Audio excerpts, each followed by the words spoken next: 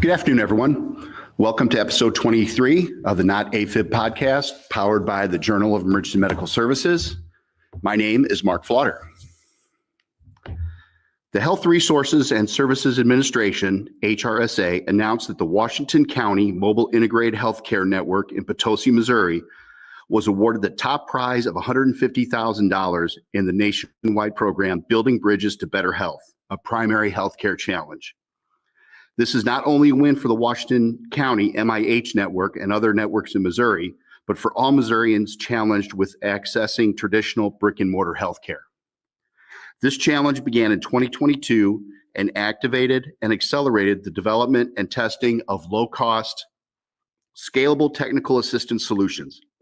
Participating organization solutions yielded resources that HRSA supported health centers across the country can use or scale to improve health outcomes for their patients. A focus of the challenge was to address key drivers of poor health and social determinants of health, SDOH, that contribute to poor health outcomes.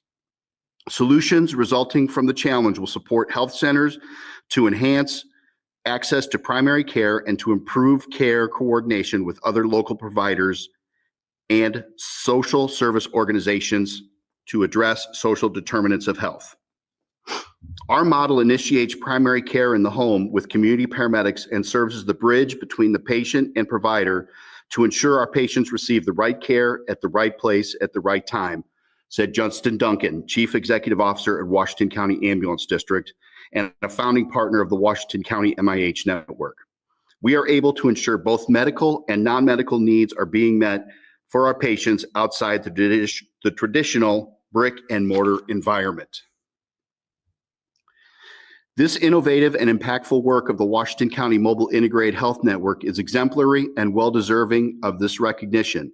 They have paved the way for replication and advancement of this model throughout our state, said Paula F. Nicholson, Director of the Missouri Department of Health and Senior Services. Missouri's health outcomes, often ranking in the lower half of the country on key indicators, requires all involved to approach health differently. Washington County's work provides a prime example of integrated preventative care focused on optimizing the available workforce and prioritizing the needs of the patient. We are so proud of their work and this award recognizing their work. And those are excerpts from an article from the Missouri State Department of Health and Senior Services website entitled Washington County's Integrated Health Model Receives Top National Award, which was published in September of 2023.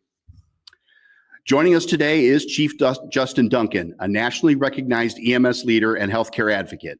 He currently serves as Chief Executive Officer of the Washington County Ambulance District in Missouri, where he leads a regional mobile healthcare system providing essential care across more than 1,500 square miles of rural communities. Chief Duncan was honored as the 2025 Advocate of the Year by the National Association of EMTs, recognizing his outstanding contributions to EMS policy and workforce advocacy.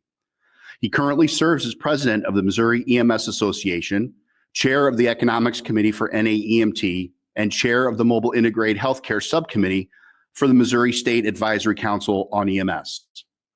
In addition, he is a subject matter expert in EMS and mobile integrated healthcare for the National Rural Health Association and serves on their Government Affairs Committee. With a background that spans ground and air EMS, critical care, education, and executive leadership, Chief Duncan brings both operational insight and strategic vision to the future of out-of-hospital care. He is a passionate proponent of innovative models like mobile integrated healthcare and community paramedicine, and he's committed to ensuring that EMS professionals and the communities they serve have the tools, respect, and support they need to thrive. We're excited to hear from him today on the challenges and opportunities shaping the future of EMS and what it truly means to lead through advocacy. Justin, welcome to the program. Thanks, Mark. So as we start with all our guests, let's dive into what got you into EMS. Oh boy. So we're going back to graduating high school at 16. I was a homeschooled kid. Didn't know what I wanted to do in life, grew up in the middle of nowhere, wanted to go to the big city, went to the big city, was a biochem undergrad, thought I was going to go to medical school, then realized, there's life and you have bills. So I went to EMT school thinking, oh, there'll be a job. There's an opportunity for paramedic school. here we are. Okay. So just kind of fell into it, and then realized I hated the big city and my heart's in rural. And so for the grand majority of my life, I've worked in rural communities, of course, some urbans here and there, but the majority of my career has been in the rural setting. Okay. And how long have you been with Washington County? We're coming up on the 10-year mark. Okay. We're at 9 and some change when I was first engaged in Washington County. Okay. So for those people out there not familiar with the state of Missouri, talk to us a little bit about Washington County. We talked about the 1,500 square mile service area. Talk to us a little bit about what Washington County Ambulance District is. Sure. So Washington County Ambulance District in Missouri, we're unique in that we have the district model is our dominant delivery of EMS. And so we're political subdivisions of the state. So just because the shirt says Washington County, our geography is more than that, and it's evolved over the years. So currently, Washington County, we're about an hour and a half south of the St. Louis metro area. We also operate services in Reynolds and in a chunk of Dent County. Of those 3 service areas that we have, where my boundaries lie, we have 1 critical access hospital. We have an extremely poor community and with some very unhealthy habits, and the quality metrics for health indicators are very poor when you sit and you look south into that southern Missouri area. Some of the worst in the state, and arguably some of the worst in the country. Okay. And for those that may not be familiar, we talked about your headquarters is in Potosi. Correct. And for those who may not be aware, there's also is it the state prison or is it a federal facility in Potosi?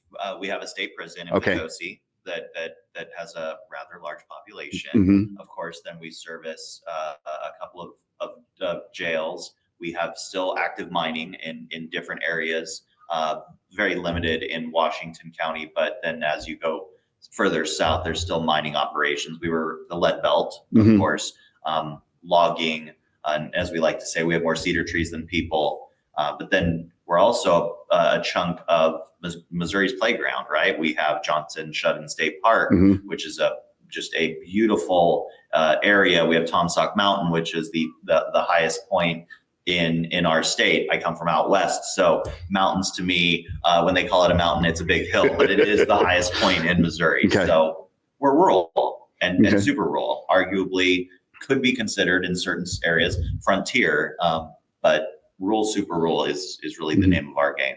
Okay. Tomsock Mountain, or were you at Washington when they had the flood? No, I was not. I came in after that. Okay. Very thankfully. Okay. So for those, just to kind of summarize, was it a reservoir? Yes. And Tomsock that they had a breach, or was it a collapse of one of the? Yeah, it's an interesting model. If you look at it, they took the top Tomsock Mountain and built an energy producing reservoir, and one of the sides, I would call it a part of the dam, broke, and it caused massive flooding a handful of years ago, but before my time, thankfully. Okay. So you talked a little bit about Washington County, obviously super rural area. So how many ambulances do you have servicing that area? So in our total 1,500 square mile service area, we have the pleasure of operating out of a total of 4 stations. Okay. Need about double to provide accurate coverage. We balance the issue of volume versus coverage. So we make some long calls on any given day. Throwing things there. I know. We operate 6 ambulances across the service area at peak deployment. Okay. 5 of them are on a 4896 rotation, and then we have a 12-hour day crew. In addition to the standard 911 operations, we perform all of the interfacility transfers from basic to advanced to critical care transports. On our 911 side, we have a blood program where we're initiating packed red cells as well as never frozen plasma to trauma patients, or to on the plasma side of the house for patients that are on Coumadin that have bleeds to incorporate with vitamin K. So we have a rather robust clinical program because of how far away we are. Right. And then our other finger that we have is a full-time education division through a clinical affiliation agreement with Mineral Area College, where we have EMT, paramedic, community health worker under our education division to grow our own and grow the next generation. I think everyone realizes the days of you build the jobs and they will come are over. Right. And so we've accepted and embraced the growing our own model. And then our other major division would be our mobile integrated healthcare and our community paramedic program. So on any given day of the week, we have 4 community paramedics and a community EMT that are out and about in the community doing preventative care, episodic care for closing of care gaps and such. So I consider us a diverse agency, and the team is empowered. I'm surrounded by a very fantastic executive leadership team that their main job is to keep me in line. So they all should make a hell of a lot more money than what they do. But I tell folks, we are an ambulance service, but we have not been just an ambulance service for a long time. Ambulance is always going to be a part of what we do, right? People are going to still call 911. However, we have diversified over the years and really moved into the mobile healthcare space, but then having a huge focus and commitment to education and quality. Well, the primary reason that they contacted you was to talk about the mobile integrated health.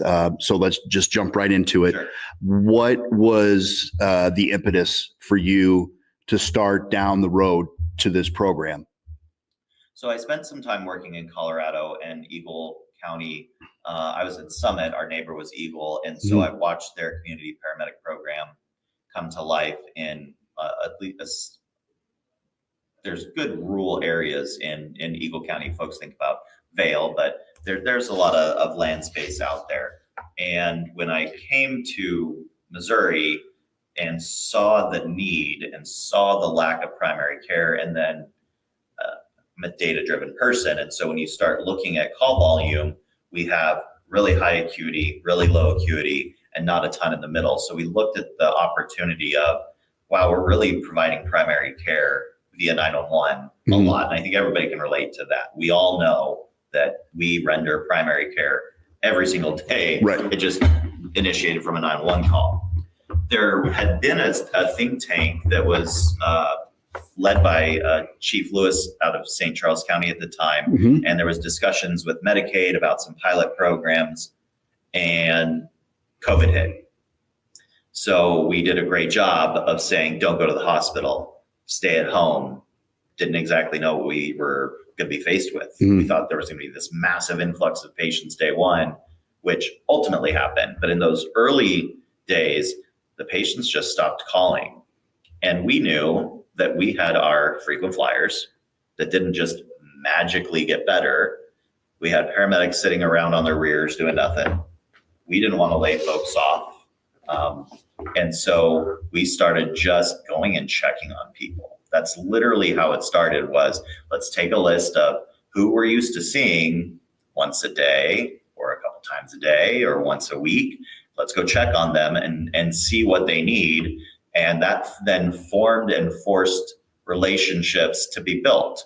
So we never worked with our FQHC before. I didn't know what they were. We called them the free clinic down the road. But that conversation was, oh, Mark, you're a patient of the clinic. Who's your provider? Let's get on the phone with them because you need your med refills, right? But you're scared to go in. So let's see if we can. Have you ever done a telehealth visit before? And some of those things just organically started to evolve.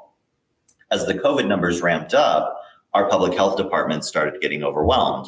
And so they were doing contact tracing on every COVID positive. Well, they would start calling 911 if the patient sounded short of breath. So we said, let's take a proactive approach to this.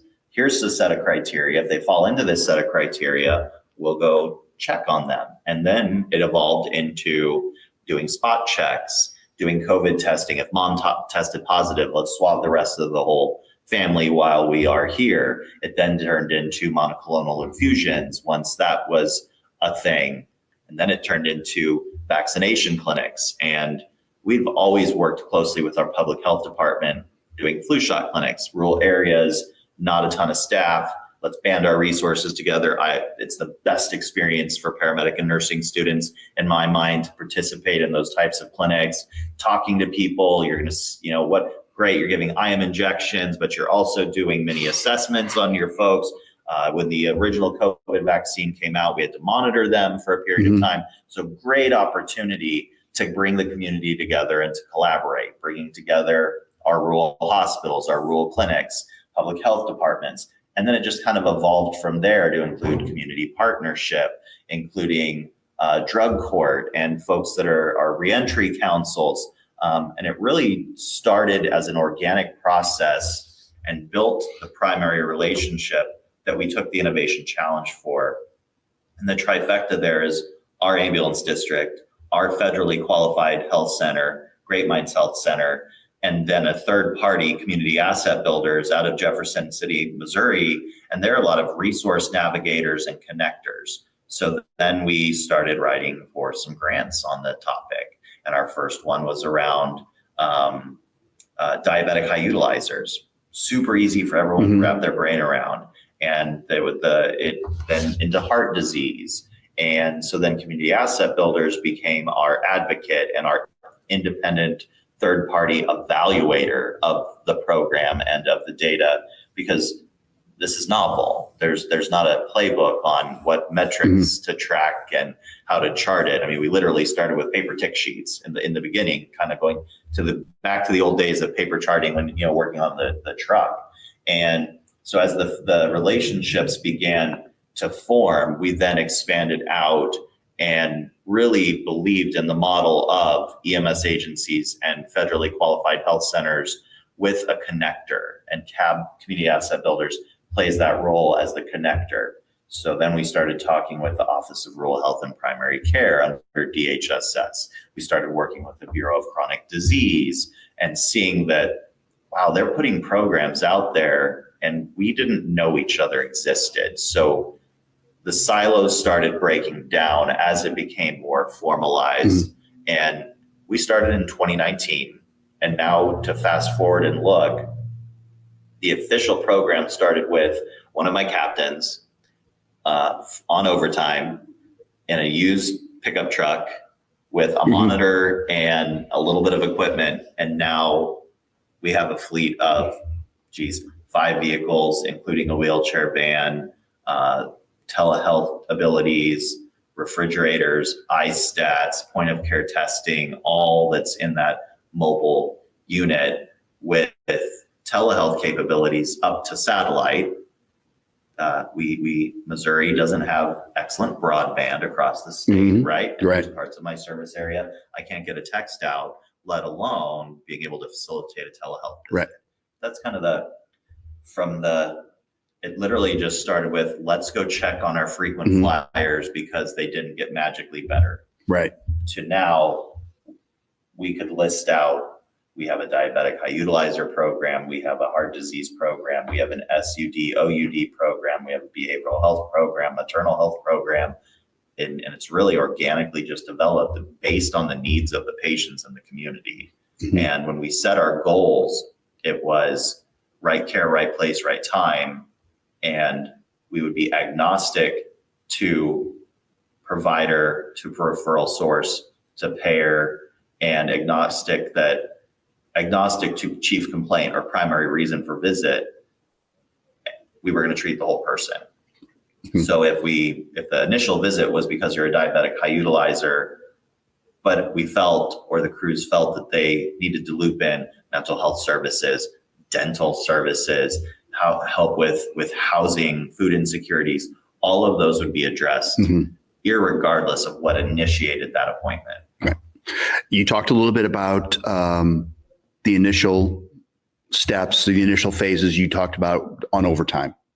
And you've obviously just described how how your program has grown.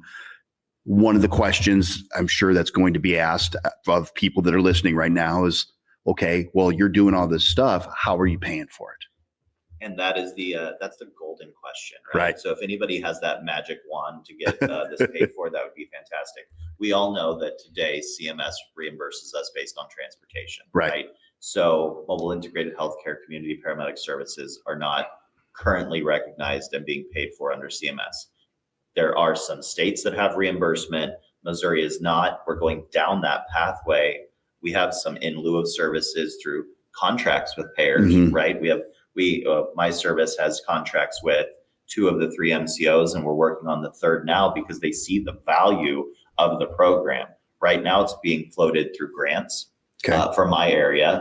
Other service areas across our state are using it by reduction of 911 volume. So they're showing their return on their investment based on not having to utilize that ambulance for primary care and being able to adjust their service delivery models. So in Missouri today, we don't have carte blanche reimbursement.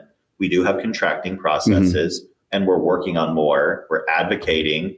In DC, we have 2 pieces of legislation right now that are sitting on the table. One is around mobile integrated healthcare and community paramedic, and the others are about treatment in place, and with the goal of proving concept to get that as a reimbursable from CMS. And we all know that once CMS makes that call, then the trickle down effect should follow and will follow. But it's really a simple concept, and it is bipartisan because it takes care of sick people, and it's a savings to the healthcare system. Right. And that needs to be recognized. I'm a clinician first. You are as well. Right. That we want to take care of sick people and make them better, but we also live in roles where guys and gals want their paychecks. Right. Rightfully so. They want their raises. We have to buy equipment. The equipment isn't cheap. The stuff isn't cheap. So we have to be able to be reimbursed for those services. Right. You mentioned you have agreements with a couple MCOs, managed care organizations. Last month, you sat on a panel in Florida at the First Care Conference for the MIH Sustainability Workshop. One of the topics was talking to payers. For listeners out there that say, well, I know who my managed care organization is. How do I engage them? Relationships. Okay. That really is where it's at, and that's where we go back to our trifecta model. You have a state EMS association historically connected with payers. No. Should be. Yes. You have a state primary care association where we have become friends with them. Your state hospital association, we've become friends with them in this space. But the access within your Department of Health and Human Services or Health and Senior Services, Department of Health, whatever it's called in your state, they have offices and bureaus, like I mentioned, rural health and primary care, chronic disease management, that work with the payers, or they work closely with your state Medicaid office. We have the Missouri EMS Association. We have a fantastic relationship with the Medicaid office. You foster those relationships so that when you have innovative ideas, they're willing to listen to you and come to the table and go, well, that makes sense. You should talk to the MCOs. Here, have a conversation with insert MCO, chief executive officer, chief medical officer, health equity director, explain the concept, their model and how they operate their business. We really augment them well. And so once the MCOs started learning about what we do, the synergy just really came naturally. Contracting phase, it's intimidating when you're an agency leader and you get a 30-page contract from a health plan. My first reaction when it was like, oh boy, okay, here we go. This is why we have lawyers, right? Right. And so I just tell folks, don't be intimidated and have conversations. But if you're not going to show up to the table and have conversations, you're not going to build a relationship with the right folks to get the contracts in place. Right. Does the same apply to private insurers, or do the managed care organizations work with the private insurers? So by contacting one, you're thereby contacting both?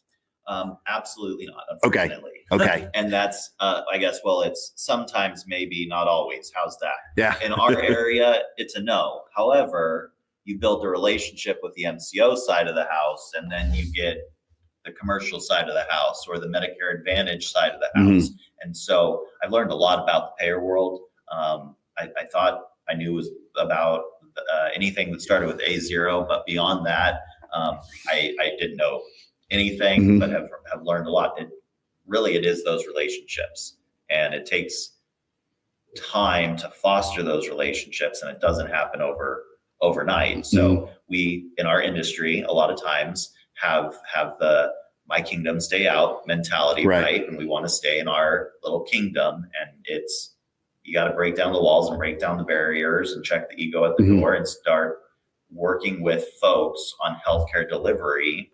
And that's where the start is. Got to start making friends with folks. Show up, have the conversations. Right. So where do you see your program going in the future? You've mentioned all the great things that you're doing, the ISTAT testing, all the different populations that you're serving, the heart failure. Where can your program go from here?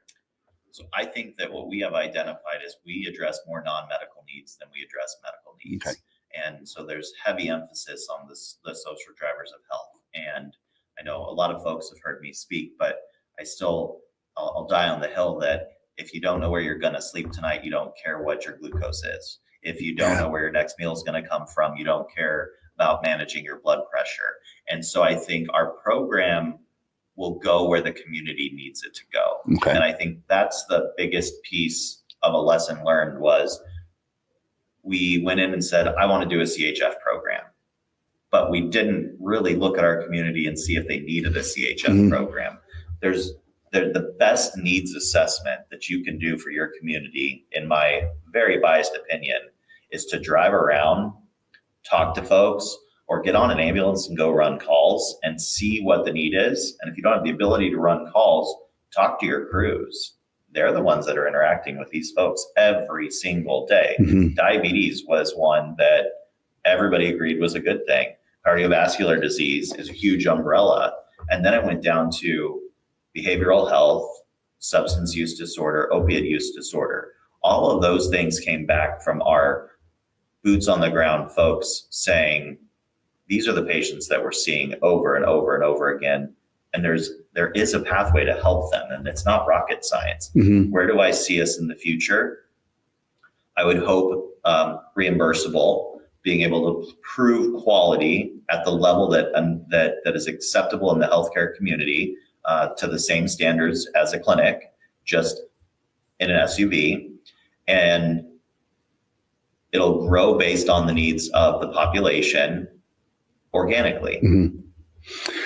As we sit here talking, we're at the Missouri EMS Conference and Exposition. We'll talk about that here in a little bit. Several of the sessions have been on mobile integrated healthcare. In several of them, they talk, and you touched on it briefly, they talk about community needs assessment. So we have folks maybe listening saying, how do I do a community needs assessment? Where do I get a community needs assessment? I've heard a couple different sources, but what, in your opinion, is the best? You talked about obviously getting out in the community, but outside of that, what is the best way or the best agency to contact to get a community needs assessment that may have already been performed? We've heard health department, we've heard the local hospital if you have one in your jurisdiction. In your opinion, where do you think the best place to get your community needs assessment is? My personal opinion is public health. Okay. They are my go-to because they interact with everybody, much like EMS, right? Right. Where if you go to your hospital, they'll have clinics, but not all patients go to their clinics. Not all patients utilize the FQHC or the mom and pop docs that are still, and nurse pracs that are still in communities. I personally think that public health is where we go, and that's the official needs assessment. Okay. That then is augmented, I guess, by talking to your folks, getting out into the community. Does it pass the gut test? Okay. Public health is my go-to spot for needs assessment, driving it, participating, and I tell people all the time, go and ask them, and I haven't heard anybody get turned away. I mean, we all have the same goal at the end of the day. Right. We have sick people. Let's make them better. I'll share anything that I have with you. Share it back. So. Okay. Earlier, you talked about state EMS organizations. Mentioned we're at the Missouri EMS Conference and Expo, which one of the hosts is the Missouri EMS Association, of which you are the president. So just kind of to change gears a little bit, and you've been president for 3 years, 4 maybe? 4. I just got reelected Okay. for my 5th term or 5th year a couple nights ago. Okay. I was hoping somebody else would take it, but here we go again. Right. So what has been your experience in being the president of a state EMS organization? What are some of the things that, for lack of a better term, come across your desk as the president of the state EMS organization? So it's evolved over the years. In the beginning, and when I first became a member of MEMSA, we had a rather small budget, and we were there to advocate and to provide support to those who take care of the sick people. That's our specific goal. Is we're here for the clinicians.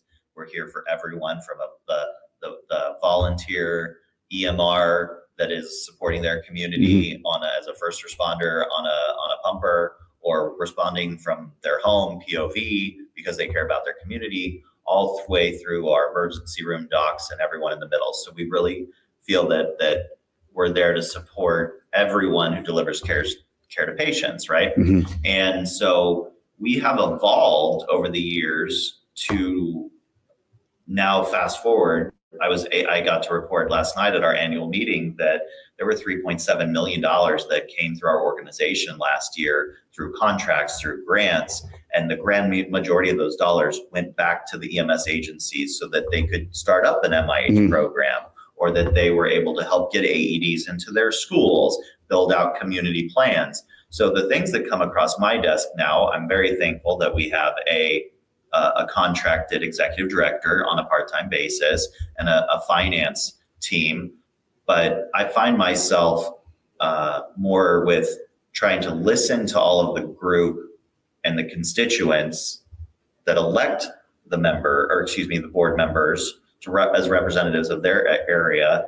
And then what is the direction that we need to go? And right now our focus is, let's get dollars into pockets of agencies that need help to enhance care in their community. And I think that vision, that's going to stick for a good while here. And it fits our mission and our vision and our values we're a volunteer governance board structure. We move from operations. We're not here to make money. We probably lose money to sit on a board of such, and that's okay.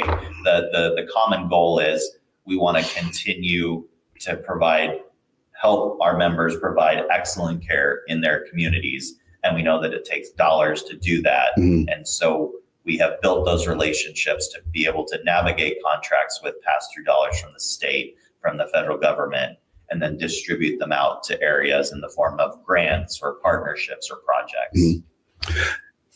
As a state EMS organization hosting a conference, which has been a very good conference, we've talked about some of the things that have been discussed here. Talk to us a little bit about what goes into planning to put on a conference for the entire state, basically. It takes a lot of dedicated work from a diverse group. So it's now 4 separate associations that have come together to form a board that is, as we're wrapping up conference now, the planning has already begun for next year. It really never stops. The save the dates are out there. The secret sauce, I guess, is having a really good conference planning committee. And we're thankful, again, you've heard me mention Community Asset Builders. They won the contract to run the conference on behalf of the board, but still there's a board that steers the direction, and then there's content. And those, again, are all volunteer roles. Maybe it takes a little bit of insanity to plan a conference, but really it takes the willingness of folks to volunteer their time to build out content and assess what's the need. We've had a really rough few years in Missouri with mental health and with suicides, and a lot of them in our industry. And so that was this year's theme, Right. trying to go, that was the need of what the conference planning committee and the board felt was the need of our members, the need of our industry is to talk about mental health. And so I'm proud that it's not just, oh, we're putting on the same conference every year, right, with the same tracks. And folks are willing to change it up and see different things. We all know people get all their education online now if they want to. Sure. And there's a generation that's coming up, you know, not our generation, the next generation. They want to do everything online. And so you have to entice them to get to come to an in-person and really, how do you think outside the box and make it exciting because they can do their CEs online? What gets a butt in the seat? Right. So your role as president, talk to us a little bit about what you've been doing this week. We'll talk a little bit about the presentation you did the other day, but other behind the scenes stuff, are you out, meeting sponsors? What are you doing this week as president of the organization? I feel as president of one of the associations, I go back into a support role. Okay. Right? It's my same mentality of being a chief. I'm the least important person in the room, right? Okay. The most important person in the room are the EMTs, the paramedics that take care of the patients. I believe in the reverse organizational chart. I'm here as a support role. I go where I'm told. Okay. I'm given an agenda. The reality is that I wind up walking around and just thanking people and asking if I can help pick up garbage or take, clear a table. Right. We put people in place for a reason. We hired a conference planning team for a reason. They are supported by an independent board and content committee. I was asked to speak at a session. I can speak at a session. Otherwise, I stay the hell out of their way. Yeah.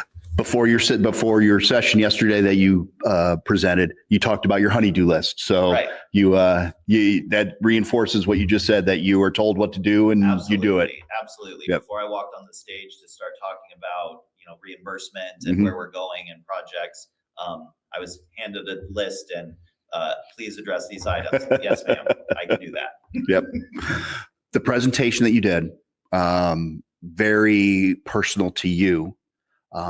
But at the same time highlighted a bigger theme that you just talked about of the conference, and that's mental health. Yep. And that's something about which this particular podcast has had at least 3 guests that have spoken in some capacity on mental health, peer support, obviously based on just your presentation. That's something that's very passionate to you, and you relayed a very personal situation, and I don't know how much you're willing to share with us now, but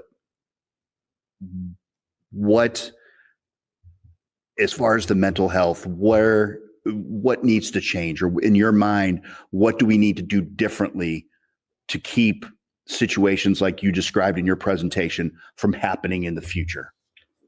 I think that our world is changing, and I'm comfortable in my own skin. And I've been in this industry 20 years. I know we have about similar timeline, and it was when I was brought up in the industry, it's you bury it, right. You don't talk about it, suck it up, and right. do the next job. I've always said it's the old adage: rub dirt on it, and get back in the game. Exactly.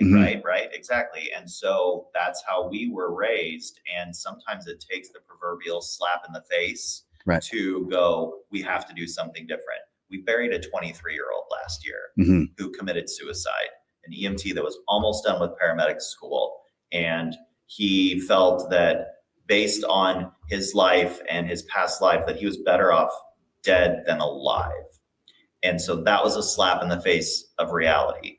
That then led me to be able to say, I had 3 suicide attempts in my younger years. Never was able to talk about it before, because you don't talk about stuff like that. Right. You bury it, you move on, and you do the next job. The slap in the face of reality was putting Ashton into the ground, putting someone who was bullied for being transgender and was told that he was an abomination and going to hell and he would be better off dead. Well, that someone got through to him because he not only attempted suicide, but he committed suicide. And so if that's not enough of a slap in the face, I don't know what else can be. And so for me, it was a step back to go, we have to adjust the way that we're doing business. Right. We talk about, here's the EAP pamphlet. Let us know it's okay to be not okay. But what's the meat and potatoes behind that, right? Are we arranging for peer support? Are we supporting it as an organization? Are we sending folks to training? Do we have access to licensed professional counselors to be able to do debriefings in the moment of calls? Are we empowering our shift supervisors, our captains, our bat chiefs to make the call after a pediatric arrest to go timeout, crew's done, out of service, period, end of story? 20 years ago, the answer was no. Right. It was clean up your truck and go back in service, right? Sometimes babies die.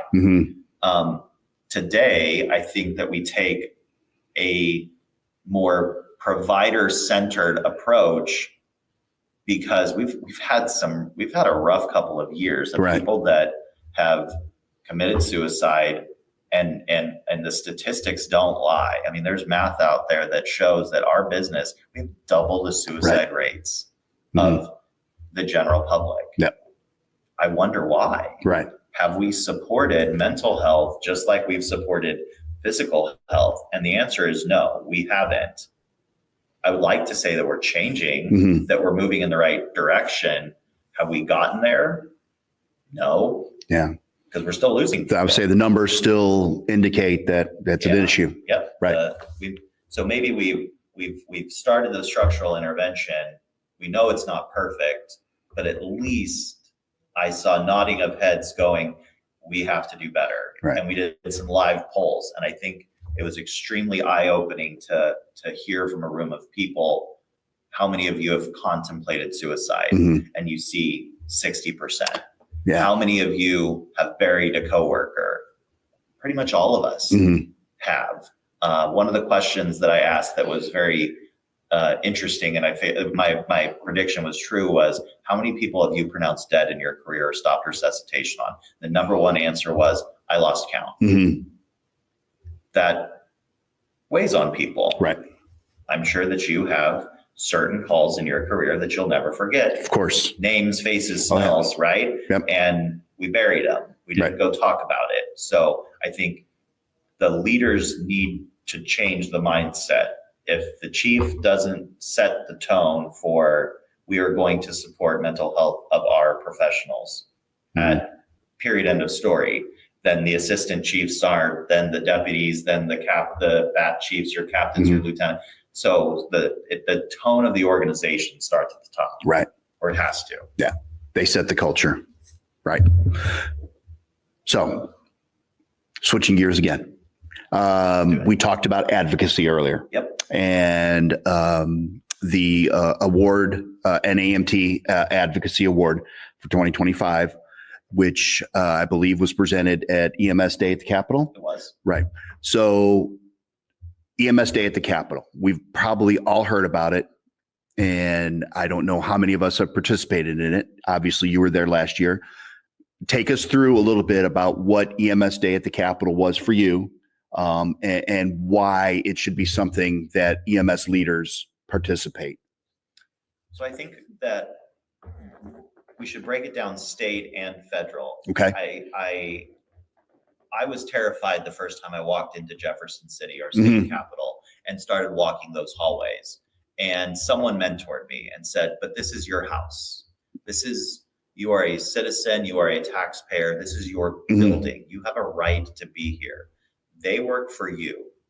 Sometimes they forget that. I think most of the time that they forget that.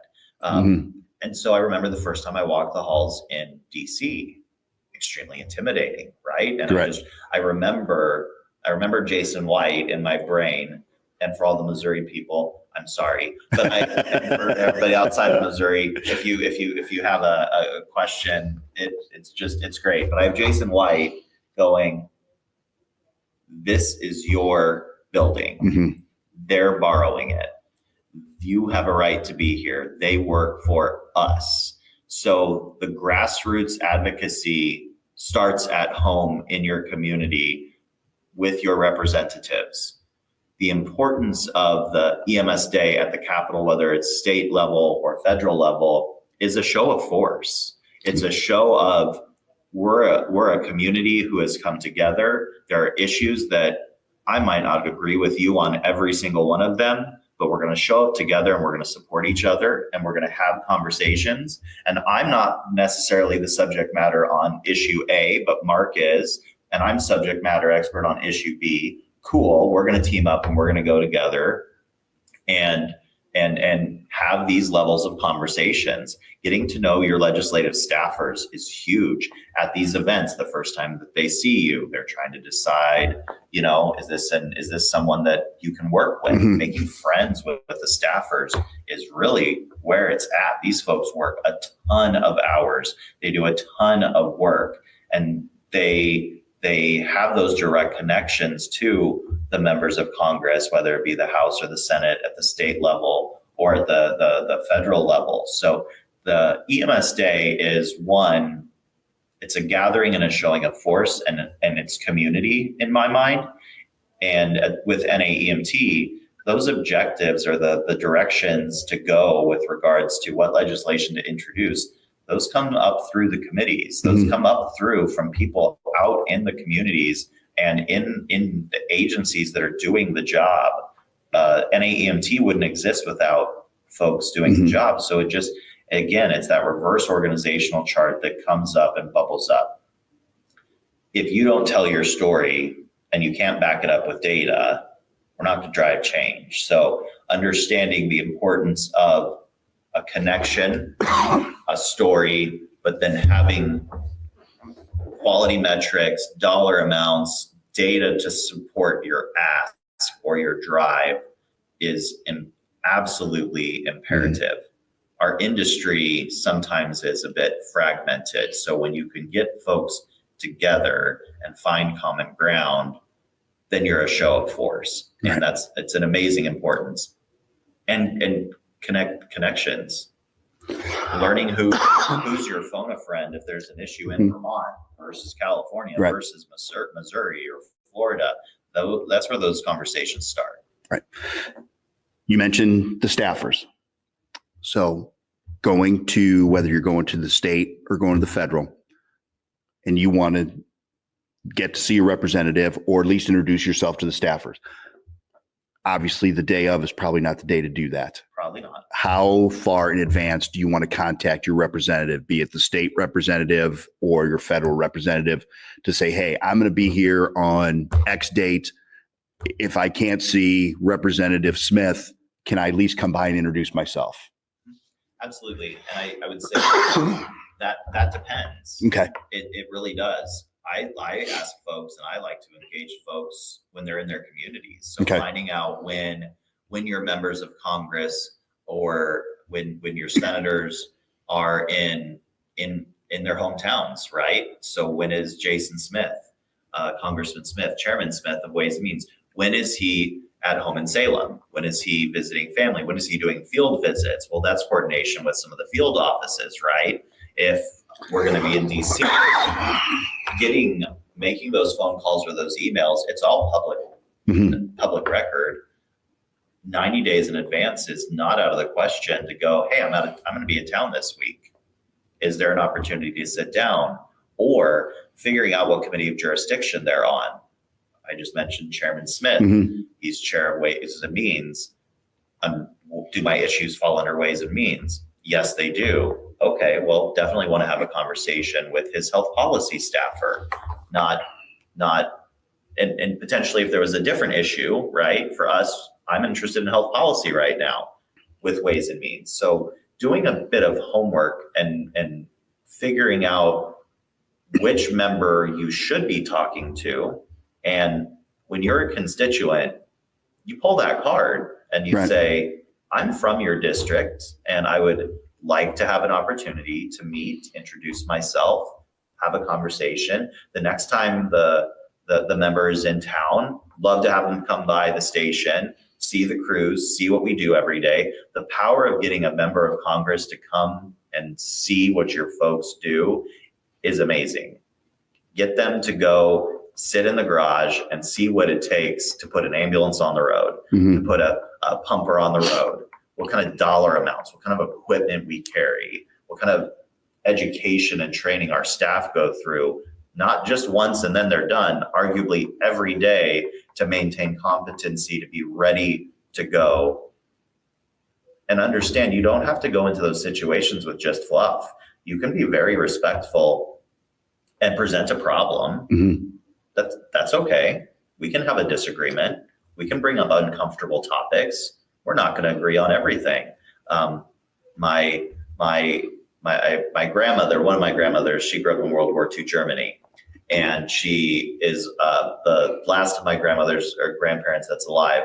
And she reminds me on a regular basis, be very thankful you live in a country where you're allowed to disagree. And I find that in my brain and go, disagreement is a good thing when it's respectful. Exactly. Yep. I'll give you a chance to toot your own horn. Oh, no thanks. We'll talk about the Advocacy Award. So was there a specific topic or specific reason, or was it a general all-encompassing work of Justin Duncan that won the Advocacy Award for you? So I don't know. I think they picked the wrong person. Okay. I think they just wrote the wrong name on the plaque. And if I ever find out who made the nomination, we're going to throw down. I am extremely humbled to accept the award. However, my belief is that award came back to my team and to the industry, right? Mm-hmm. I'm just a person that gets up and talks, and I'm not afraid to stir the pot if necessary. There's a ton of people that do the actual real work and the preparation and the data, so that when I can walk into a room, we have stuff that doesn't make us look stupid, right? And so when I accepted the Advocacy Award, I accepted it based upon an industry and based upon a team who has a common goal and to drive change. Okay. Keeping with the NAEMT, chair of the Economics Committee for the NAEMT. What does that entail for you with NAEMT? Right now, it's real fun. Okay. As we start are in an interesting time in our industry, the Economics Committee really does a lot of innovation, and we work hand in hand with Advocacy and then the state affiliates. So those are really the three committees that I feel like we're joined at the hip, because of course, economics is what makes sure that the lights stay on and the paychecks clear. Mm-hmm. Advocacy, the goal is to set up the strategy to get language across the goal line. And then you have your affiliates or your state agencies that need to do the work on the boots on the ground in the state. So it really is a trifecta in my mind. And then in conjunction with the direction that the board wants to go, the direction of driven by the industry, driven by the constituents who elected those board members. Where do we need to go? What is the strategic plan? What is the ship? What direction is the ship sailing? From the economic side of the house, it's staying on top of, right now, it's what's going to happen to our industry with the one big beautiful bill. I think that's everyone's question on their mind. Right. How is that going to affect me? And I wish that there was a magic formula to say, plug in these numbers and it's going to decide. I live in an area where my service area, my payer mix is 33% Medicaid. Mm-hmm. My numbers are going to look a little bit different than St. Louis County is, right? So you're going to we do a lot of education. We do a lot of support. And when there are projects around, bills being introduced on mobile integrated healthcare and community paramedic, what's the economic component that needs to be introduced as that piece of that language? How as a committee can we come together and come up with a way to help EMS agencies across the country calculate what the potential impact of HR1 will look like for your area? Well, none of that can happen without advocacy helping drive the narrative or establishing the narrative so that we can go and advocate for these issues, but we have to know what the potential impact is. And then, oh, we need to engage the states because every state's going to be different. Right. Is if there's a shortfall from the federal government coming to the states, is the state going to be able to make up for it? Some are going to, some are not going to. So really I've always said EMS is a team sport. Fire is a team sport. It's no different at the advocacy level, whether it's local, whether it's MEMSA and MAA and ADAM, and we love our acronyms, or if it's NAEMT and the fire chiefs and the fire unions and NRHA, it's a team sport, and I see a lot of my time in collaborating. I have very little work product that is mine and mine alone, but I think that's okay because it's a team that brings it together. I'm just the one a lot of times to deliver the message, but the work goes on in a collaborative environment. And then across the board, I feel like we all get on the same page and decide the message, and then we present to United Front. Right. A lot of our workforce that's coming in, at least in my organization, and you mentioned it a little bit when you talked about Ashton, early 20s. Yep. May not be aware of some of these organizations. Right. Why, for them, if they're listening or someone who's close to them is listening, why is it important for them to be a part of an organization like NAEMT? You talked a little bit about the advocacy, but what else? What are some other reasons that, hey, being a part of a national organization, this is something that you really need to think about? Well, first, you're going to blink an eye and you're going to be in the industry for 20 years. Yes, that's happened to me. Yep, I'm there too. I was the 18-year-old young punk that, everybody made fun of, and I swear that was yesterday. And I think deciding if this is your why, find your why. And if this is your why, get involved now. Learn from folks. I wish, if I could do it over again, I wish somebody would have said, if you're going to stick this out and you're going to progress, start learning these terms now. Right. What is ways and means? What does that mean? What is E&C? What is committee of jurisdiction? What's the structure? I have learned so much from NAEMT and from leaders in their organizations over the years of the federal level. I was terrified, like I said, the first time I walked the halls in Jefferson City. So find a mentor. If you're in your 20s and you're new to the industry and you think this is your why is to be an EMS, get involved now, because at some point we're going to be retired, I hope. And there's going to be someone that's going to replace us. Right. So I also think it falls on us with the white shirts with gold stars or gold bugles and gold on the sleeves to identify those folks that have the passion and they have the abilities and encourage them. I think the EMS leaders need to encourage folks to be a part of those professional organizations. At 23 years old, you probably think it's a fun trip and a good excuse to go to Washington, D.C. and put on the Class A suit and be a part of a fancy picture. However, you're going to, I believe in the see one, do one, teach one model. Just sit in the back and walk around and observe, be involved. When members of Congress whether it's state or federal level, they want subject matter experts there for testimony. They want to know that if I have an EMS question, these are the list of people that I know that I can call and trust. Build those relationships now in your 20s, get comfortable and learn from others so that when it's your time to shine and to take the talking stick and for us to pass on the proverbial torch, you're better prepared than I was or better prepared than you were. We've covered a lot. Yeah. Covered a lot. Had quite a conversation.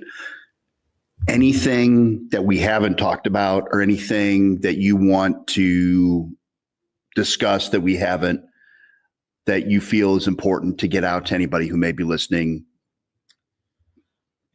That's dangerous, Mark. I think that our industry is really, we're seeing the shift. The days of you call, we haul are gone. Right. There's always going to be a time for an emergency ambulance. There's always going to be the need to transport people. However, I look back to our previous generation, those that started in the 70s and the 80s, and I always ask them, did you ever dream that we would do half of what we do today back then? And the answer is always absolutely not. And so I think our next steps is embracing what is EMS 3.0 or 4.0 or 5.0. I'm not sure where we're at. And when I see that, it is, we provide healthcare every single day. Sometimes we take people to the hospital. Sometimes we should take them to a clinic. Right. Sometimes we should be arranging for outpatients. Sometimes they're okay to stay at home. We're doing a lot of social work, not a lot of medicine on many days. And that's okay. So are we going to be, are we ready to embrace the world of healthcare? And if we are, then we need to start tracking data like a healthcare organization. If we're going to want to ask to be paid like a healthcare organization. So I think we need to look inward and decide, what do we think EMS is going to be going forward? Because it's not going to be what it is today. No. And it's not going to be, we know it, I'll speak for myself. What it is today was not what it was, as much as this hurts to say, 21 years ago when I first started. I was about to say 25, right? So, so what's the next 25 years look like? And we should be thinking ahead. 21 years ago, all I cared was when the tones went off, is that my call or not my call? Yep. Now it's, what kind of an industry, what are we leaving for the next generation? Right. And trying to look at that mindset and work towards it. And remember that we're stronger together. We all can have our differences. We have different delivery models. We have different service areas. We have disagreements all the time, but we have more in common than we have in divide. The common is we all are here because we are called to take care of sick people. Right. We want to make the world a little bit better place. And so as long as we keep that in mind and remember our mission, our vision, our values, prepare for the future, see what's next. Totally unrelated to anything we've talked about. Okay. What's the last book that you read? Or listen to on audiobooks, if that's your preference. I would say Simon Sink, Leaders Eat Last. Good one. I've read it several times, but that was my most recent read. Okay. Honestly, in preparation for conference and trying to get a mindset, but Leaders Eat Last. Okay, excellent. Any social media you want to leave us with? Your district's website, anything regarding Justin Duncan on social media, anything you want to leave with us? I attempt to keep up on a LinkedIn profile, so you're welcome to connect there. Washington County Ambulance District is very simple. It's wcadems.org, but really I would push you to NAEMT and the Missouri EMS Association. That's where you're going to get the meat and potatoes of what is going on in our industry. You should be keeping in touch with NAEMT at the national level on a regular basis. A lot more than you should be keeping up with me as just some weirdo from Potosi, Missouri. Wearing a Hawaiian shirt. Wearing a Hawaiian shirt at an EMS conference. And just to back up Justin's point on NAEMT.org, they make it very easy to reach out to your representatives in Congress and in the Senate. I've utilized it numerous times, and it is extremely easy to do. So try to keep it as simple as possible for folks. Plethora of information, and that should be the go-to source of information for folks, especially if they're wanting to learn. Justin, thank you so much for joining us. My pleasure. For the podcast, we are on Instagram at not_a_fib_podcast is our handle. You can email us at not.a.fib.podcast@gmail.com. Justin, thanks again. I appreciate it. Thanks for having me. You're welcome. For those of you that are out there, thank you for joining us, and we'll talk to you next month.